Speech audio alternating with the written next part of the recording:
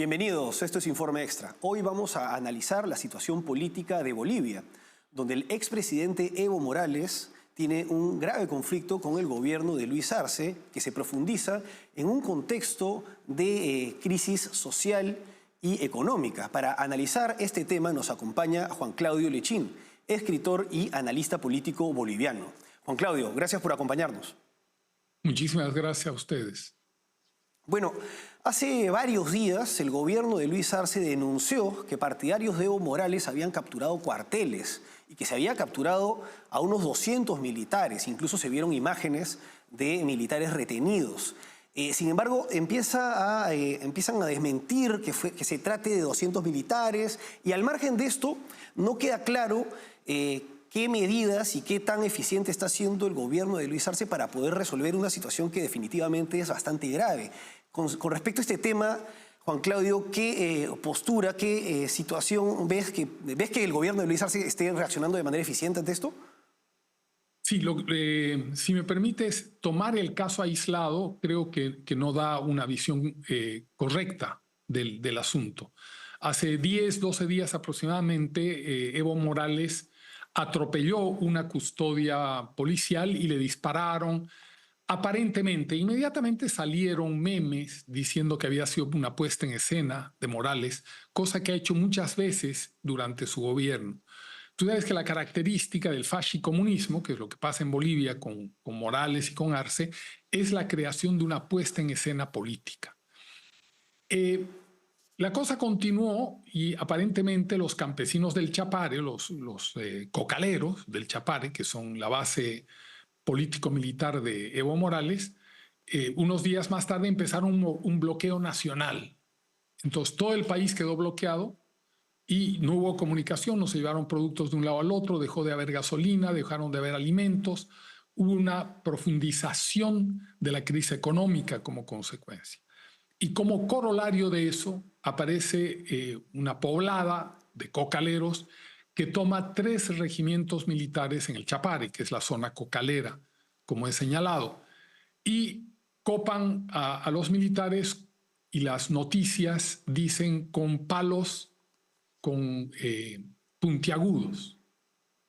Entonces, cuando vemos las imágenes, claro, vemos humo, hay cerca de 90 heridos, la mayoría policías, en los desbloqueos, hay militares, está el cuartel, o sea, hay una puesta en escena. Como yo en ellos no creo, ni doy a priori certidumbre de que lo que dicen es cierto, sino al contrario, creo que mienten, trato de ver un poco más allá de esta inmensa puesta en escena.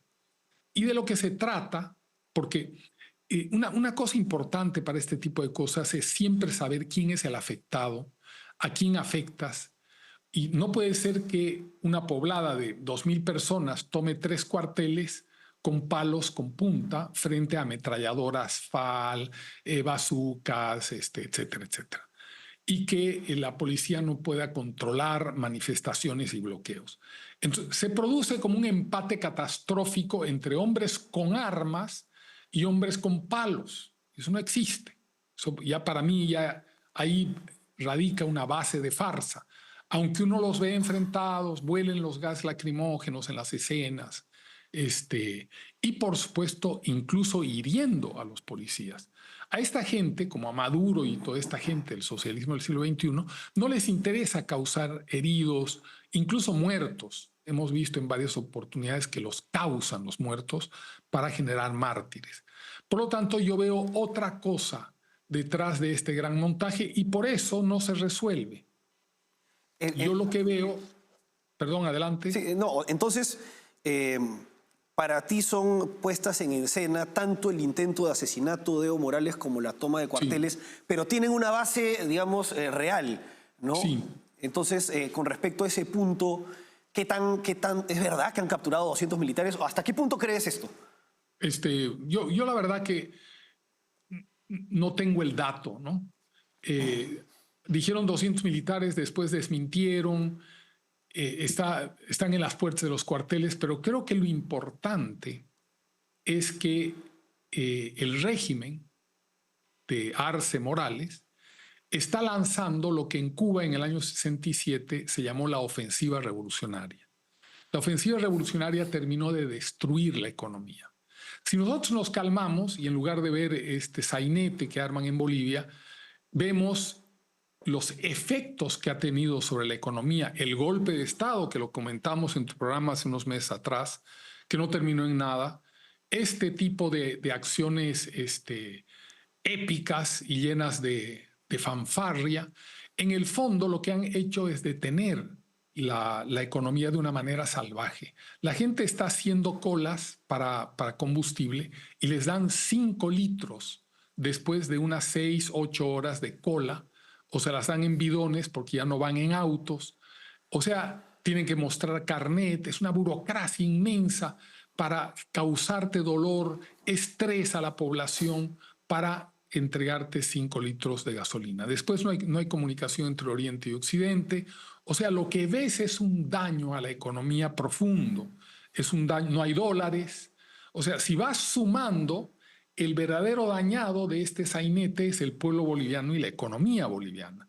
Entre ellos, dice que se van a apresar, dicen, pero siempre son palabras, ¿no? Siempre son amenazas, traición a la patria. O sea, esas amenazas grandilocuentes que en un país normal serían cosas serias y merecerían cárcel, procesos tremendos, pero que en estos países dominados por el socialismo del siglo XXI, siempre tenemos que primero pensar, aún sin información, que están generando algún tipo de narrativa para esconder alguna política canalla. Ahora, Juan Claudio, pero en los países que están regidos por gobiernos socialistas, también, como señalas, al margen de la característica de destruir la economía, también está el hecho de que se dan purgas y luchas por el poder.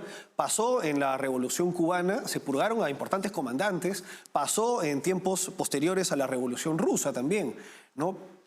Incluso Mao también hizo purgas con la Revolución Cultural. Entonces, en este caso, sí hay una lucha por el poder entre Evo Morales y Luis Arce, que tiene como daño colateral la afectación económica del país, ¿no? Pero, ¿cómo situarías o qué peso le das a esta lucha del poder en este contexto? Sí, en realidad es una purga que no purga, ¿no? Eso es muy interesante porque cuando apresan comandantes en la Revolución Cubana, inmediatamente los meten presos. Cuando apresan a Kamenev, Zinov y Evrade, que Stalin los apresa, les comienza los procesos de Moscú y termina matándolos. En Cuba fusilan al general... se me escapa. Ochoa, los hermanos... Ochoa, a Ochoa y antes a otros también, ¿no? Sí. Entonces, existe no solamente la amenaza, no solamente el análisis, no solamente el concepto, sino sobre todo la acción. En este caso no hay acción. Hay todo lo demás. Hay narrativa, hay concepto, hay análisis. Uno dice, sí, estos izquierdistas se purga entre ellos. Pero no hay la acción. O sea, ya han ordenado 2 veces el apresamiento de Morales por pedofilia, pero todo son fuegos artificiales. En los hechos no hay nada. Y si mañana lo apresan, esperaremos 6 meses a ver si sigue preso o lo apresan por un lado y lo sacan por el otro. Lo importante a tomar en cuenta en Bolivia es que es un país dominado por Cuba. Bolivia es un país que está controlado por el DGI cubano y el ejército cubano. De tal manera que cuando hablamos de Arce, como cuando hablamos de Maduro, como cuando hablamos de Diosdado Cabello, como cuando hablamos de Evo Morales, estamos hablando de operadores, para no decirles payasos. Son gente que hace una operación que no está planificada por ellos. Ellos urden para perpetuarse en el poder y seguir gozando de elementos del poder. Sin duda alguna, Morales le encantaría, por la egolatría enfermiza que ha desarrollado, volver a la presidencia, vengarse de todos aquellos que lo han acusado y vilipendiado, pero los cubanos son gente más seria en esa materia y lo que quieren es un grado de posesión del territorio. No, a ellos no les importa si gana Arce o Morales. Para ellos es mantener Bolivia dentro del socialismo del siglo XXI amarrado con sus votos en Naciones Unidas, con todo lo que Bolivia les provee en diversas materias, de dinero, de pagar maestros, deportólogos, médicos, toda agentes de inteligencia, estrategas, todo lo que sabemos. Eso lo paga evidentemente un país como Bolivia. Y después un poco gozar de la monumental corrupción que había en Bolivia. El cálculo reciente es que se ha dilapidado 120.000 millones de dólares en ese pobre país pequeño, uno de los últimos en PIB del continente, pero un país puede dar ese grado de dilapidación. Entonces, yo veo más, no hay efectos reales de esa purga, pero sí hay efectos reales en la economía y una destrucción sistemática de la empresa privada.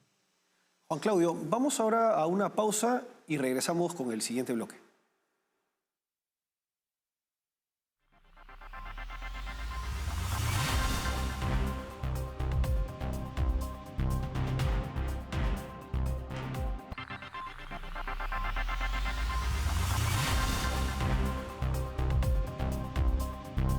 Seguimos en Informe Extra acompañados por Juan Claudio Lechín, escritor y analista político, analizando la situación política de Bolivia.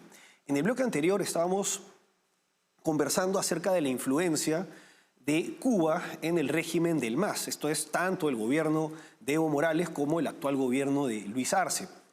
Ahora bien, también comentábamos la pugna que existe entre ambos líderes políticos y el hecho de que es una purga que no llega a materializarse. Sin embargo, Juan Claudio, existe un factor que es bastante importante en medio de este conflicto, que es la geografía de Bolivia y particularmente en la zona del Chapare y los Cocaleros, que son la base popular de Evo Morales. Al respecto, ¿qué tiene más peso en la política boliviana? ¿Cuba o, digamos, el narcotráfico, los intereses del narcotráfico en las medidas y las acciones políticas de Evo Morales? Sí, yo creo que la palabra, ¿cuál tiene más peso, Cuba o el narcotráfico? En realidad no es o, es y. Cuba hace narcotráfico desde hace muchísimos años. Ya Roberto Suárez, que fue el gran precursor del narcotráfico latinoamericano y posiblemente en la cocaína a nivel mundial boliviano, fue, digamos, el mentor de Pablo Emilio Escobar, era boliviano. Ya él cuenta que él estuvo en La Habana y que precisamente estuvo con el general Ochoa y estuvo con Fidel Castro y Raúl Castro para aprovechar los radares rusos para que les avisaran por dónde pasaban las lanchas norteamericanas y ellos pudieran aprovechar aguas territoriales cubanas para hacer entrar cocaína a Estados Unidos. Eso ya tiene muchos años, está corroborado.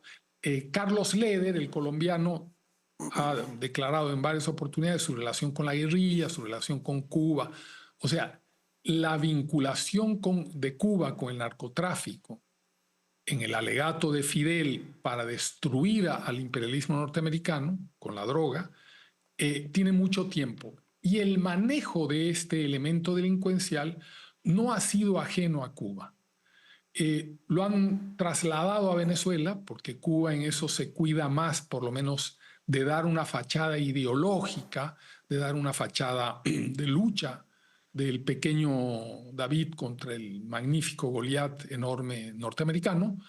En el caso real, le han trasladado el manejo de gran parte del cartel latinoamericano a Venezuela. Por eso el cartel de los soles, que está presidido por Diosdado Cabello, son los soles de las charreteras de los generales venezolanos, por eso se llama el cartel de los soles. Es un cartel de militares venezolanos que acopia gran parte de la cocaína de Bolivia, de Sendero Luminoso del Perú, por supuesto de la FARC y el ELN de Colombia, o sea, es un cartel en serio. Entonces, no hay una hegemonía del narcotráfico sobre los cubanos. Los cubanos son parte de ese manejo del narcotráfico, otra vez, no de ahora, sino desde hace muchos años. Porque son gente de poder. Siempre es importante que la gente de poder, sobre todo desalmada, como son la tiranía castrista, no tienen pruritos en hacer contrabando de armas, asesinato, narcotráfico, tráfico de blancas, de órganos. Eso todo está estudiado, ¿no? Solamente que como no muchos se dedican a sacar esos elementos fácticos, no, la opinión pública no se entera, pero son elementos estudiados y comprobados desde hace mucho tiempo. Cuba es parte del narcotráfico latinoamericano. Hablando de este narcotraficante boliviano que mencionaste, ¿no es el personaje que inspira a Sosa en la película Sí, Scarface? Claro. Por eso se van a Cochabamba. Claro, Pero en realidad esa es claro. una actualización, porque Roberto Suárez estaba en el Beni, su sede, su familia, a quien todos en Bolivia conocemos, a la familia de Roberto Suárez, porque era hijo de un hombre muy rico, de la Casa Suárez, que fue la gran casa que a fines del siglo XIX y principios del siglo XX hizo la goma en Bolivia. Y habían embarcaciones que pasaban de Bolivia hasta Manaos, que fue similar en el Perú, ese boom de la goma mundial, que convirtió a gente multimillonaria en la época. Él es descendiente de la gente de los dueños de la Casa Suárez, pero ya es una generación un poco más pobre y tal. Entonces, Roberto se mete al narcotráfico, ¿no? He conocido a sus hijos, etcétera, pero y es mentor. Pablo Emilio Escobar va a Bolivia e inspira, como tú bien señalas, en la película Scarface, a Sosa, que es el narcotraficante boliviano, digamos. Claro. Interesante. Bueno, ahora, volviendo a Evo Morales y Luis Arce. Luis Arce ha sido su hombre de confianza, ha sido su ministro de Economía por más de 10 años. Antes de pasar a las responsabilidades económicas de ambos, ¿podría señalar en qué momento, digamos, se da la ruptura definitiva, cómo empieza la discordia entre ambos? Mira, yo la verdad que quizá alguien que tenga más cercanía con ellos podría atestiguar si ha habido ruptura real. Si hacemos una cronología, cuando el 2019 Morales renuncia a la presidencia de la República y huye en un avión mexicano que se lo envía López Obrador.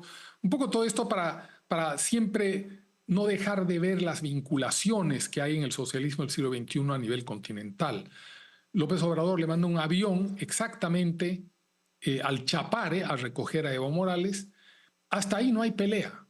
Cuando viene la sucesión que Evo Morales le pide a todos sus vicepresidentes, presidentes del Congreso que depongan, no quiere sucesores de su partido, quieren preservar el partido para después, tampoco hay pelea.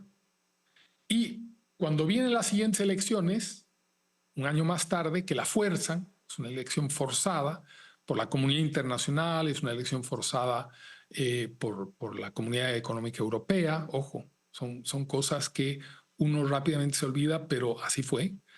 Y protegieron al partido de gobierno que el gobierno de Yanine Áñez no develara ningún acto de corrupción, no desmontara ninguna de las unidades feroces de corrupción y de acometimiento y de terrorismo que tenían. Entonces, protegen eso, y cuando se nombra al candidato, tampoco Evo Morales se pronuncia en contra. Evo Morales ya está en Buenos Aires con sus niñas amantes, que ha sido denunciado por Javier Milei, y le han empezado un proceso judicial, un requerimiento judicial internacional. Tampoco se pronuncia. Entonces, en ningún momento se pronuncia. Vuelve a Bolivia, trata de entrar al Perú, trata de convertirse en el indígena, en el Che Guevara indígena en el Perú, y en el Cusco lo sacan a patadas, porque los cubanos no entienden la diferencia entre quechuas y aymaras. Tú no puedes decirle a un cusqueño que un aymara va a ser su incarri y lo va a gobernar mitológicamente, cuando los cusqueños son pues el ombligo del mundo. Solo lo sacaron a Morales y tuvo que retroceder a los cuarteles bolivianos, y en un determinado momento se produce la separación. Recién, Por lo tanto, tampoco para mí es creíble esa separación, porque ya Lucho Arce era presidente de Bolivia, había sido elegido con fraude, pero elegido, ya estaba institucionalizado. Evo Morales nunca se había pronunciado, estaba en el exterior, y cuando vuelve se pronuncia. Entonces, ahora que Evo Morales quiere volver a ser candidato, cosa que le prohíbe la Constitución, entonces se produce esta suerte de batalla de la guerra de los botones, ¿no? Como había una película hace muchos Claro, años. claro. Juan Claudio, vamos ahora a una pausa y volvemos con el último bloque.